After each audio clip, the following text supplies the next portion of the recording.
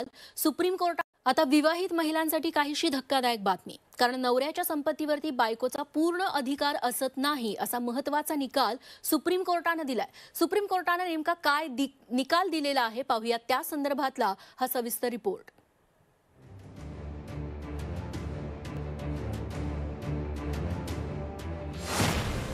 नवऱ्याची सर्व संपत्ती बायकोची नाही।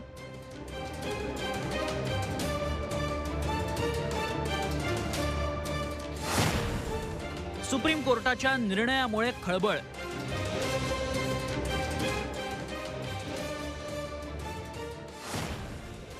सुप्रीम कोर्टाच्या निकालात नेमकं काय?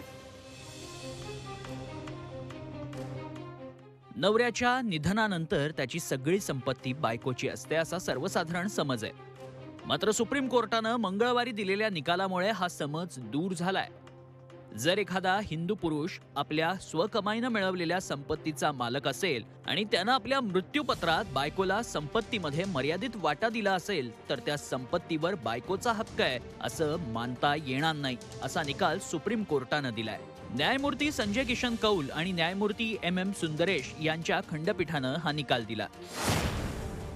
15 एप्रिल 1968 मध्ये तुलसीराम नावाच्या हरियाणातील व्यक्तीनं मृत्यूपत्र केलं होतं। त्यामध्ये त्यानं बायकोला संपत्तीमध्ये मर्यादित वाटा दिला होता। 17 नोव्हेंबर 1969 रोजी तुलसीरामचं निधन झालं। त्यानंतर त्याच्या बायकोनं संपूर्ण मालमत्तेवर दावा केला होता।